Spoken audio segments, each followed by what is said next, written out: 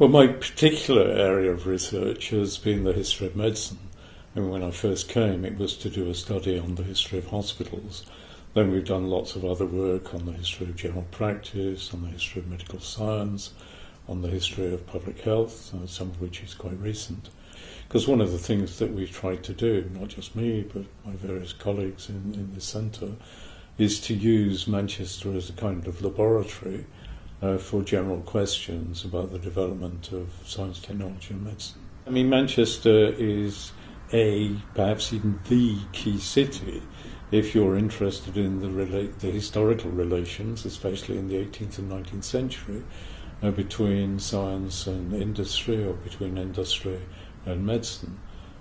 I mean, some of the work that we've done over the last decade or so has been in association with various bodies in Manchester, the university, teaching hospitals and the public health people. You know, we're trying to use Manchester not just to appeal to local audiences, but to establish Manchester as a kind of, as a major case and a well-documented case within the history of medicine internationally.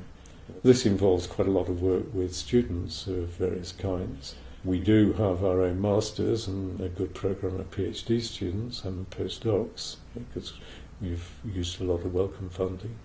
And some of this work is connected with the city, and many of the students are also quite keen on city activities. It's very easy, when you're just being fed lots and lots of articles, to think of medicine as kind of timeless, and placeless. And what we try and do is quite the opposite, to give them a perspective on medicine as something which inevitably, in some ways, is a local activity, and inevitably is an activity in time. So we're very much concerned with university history and doing all we can to raise the profile of that. So part of the idea there is to make sure that all students, staff and supporters of the University of Manchester, past, present and future as it were, know something about the history of this place, which is really quite phenomenal. An extension of our interest in university history and local history was the idea of a Manchester Histories Festival, which we thought up with some colleagues at MMU. And then we kind of got the support of the city and of the cultural institutions. And our first festival was in March in 2009.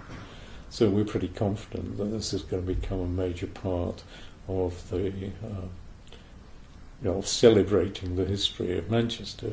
And, it's also an illustration of the advantages that Manchester has in that respect, because if you could do it for a smaller town, but it wouldn't have the same kind of power from universities and cultural institutions, nor would it have the same kind of internationally important history.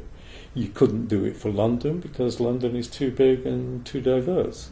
But, Manchester is kind of just right. It's small enough to bring everyone together, and internationally important enough so that this is no mere parochial activity. It's potentially nationally important.